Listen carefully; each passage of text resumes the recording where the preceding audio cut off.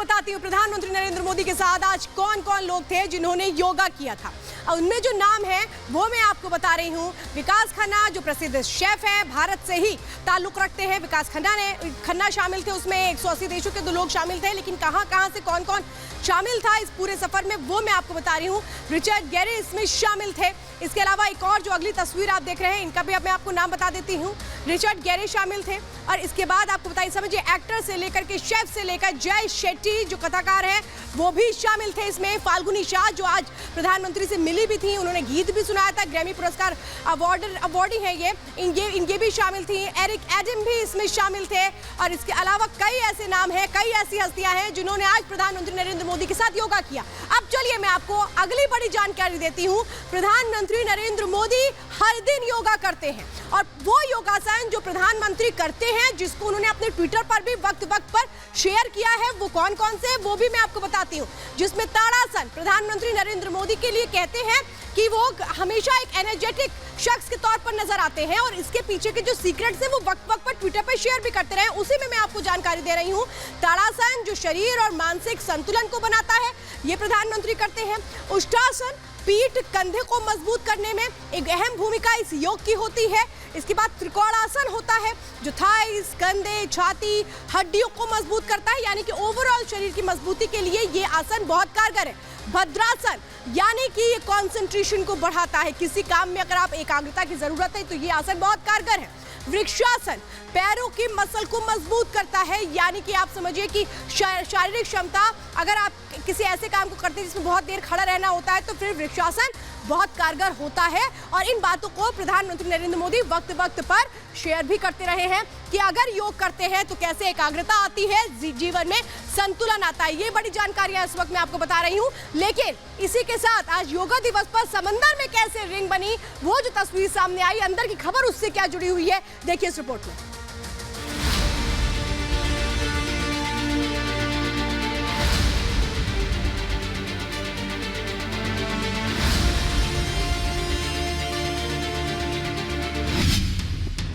Navy का ocean ring of yoga,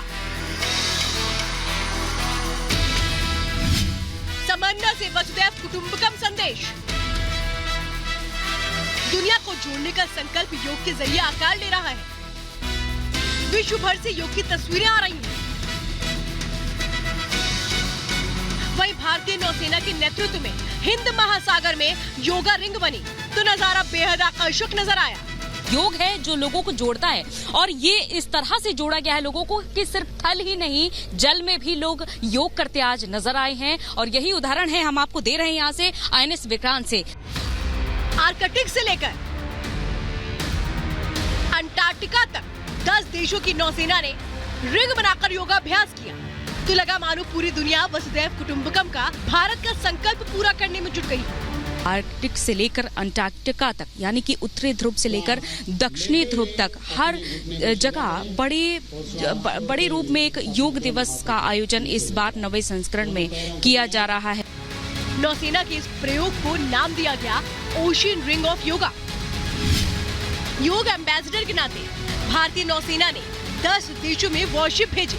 11 navy जहाजों से 2400 नौसैनिक इंटरनेशनल वाटर स्पोर्ट्स पर पहुंचे और अलग अलग देशों के करीब 1200 नेवी पर्सनल्स के साथ मिलकर ओशन रिंग ऑफ योगा बनाया। इसमें बांग्लादेश, मिस्र, Indonesia, Kenya, Madagascar, Oman, Sri Lanka, Thailand, Malaysia और संयुक्त अरब अमीरात के वॉरशिप शामिल हुए।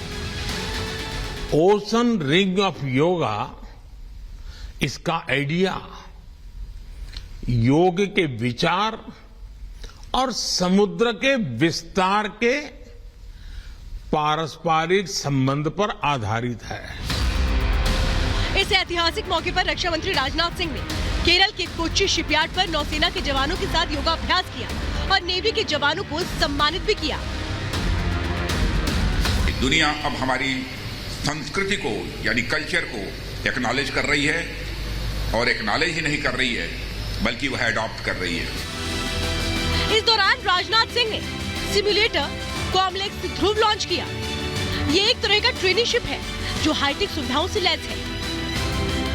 असल शिप की तरह दिखने वाला ध्रुव शिप ट्रेनी नौसैनिकों के लिए एक बड़ी सौगात है। क्योंकि ये रियल टाइम एक्सपीरियंस यानी असल शिप की तरह ही दिखता है, जो हर हालात में समंदर की लहरों को चीरकर आगे बढ़ने के तरीके सिखाने में मदद करेगा।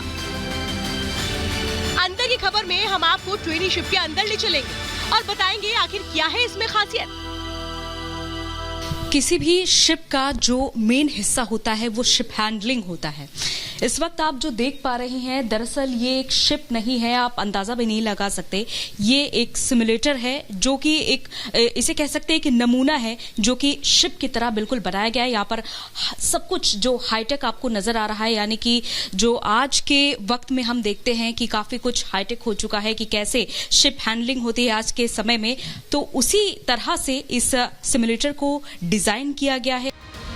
समंदर के बीच खड़ा नजर आ रहा ये सिमुलेटर शिप हर तरह की ट्रेनिंग में सक्षम है। देखिए कैसे ट्रेनी शिप में बैठकर ट्रेनर दिन रात बारिश का अनुमान लगाकर हर समय को क्रिएट कर ट्रेनिंग आसानी से दे सकेंगे। नए भारत की सेना हाईटेक और मजबूत हो रही है, तो वही पूरी दुनिया भारत और भारतीय संस्कृति की मुरीद हो रही है। यही वजह है कि विश्व स्तर पर भारतीय नेतृत्व को अपनाया जा रहा है। अंतर्राष्ट्रीय योग महोत्सव में पूरी दुनिया की भागीदारी इसका सबसे सटीक उदाहरण है। Bureau report, Republic Bharat.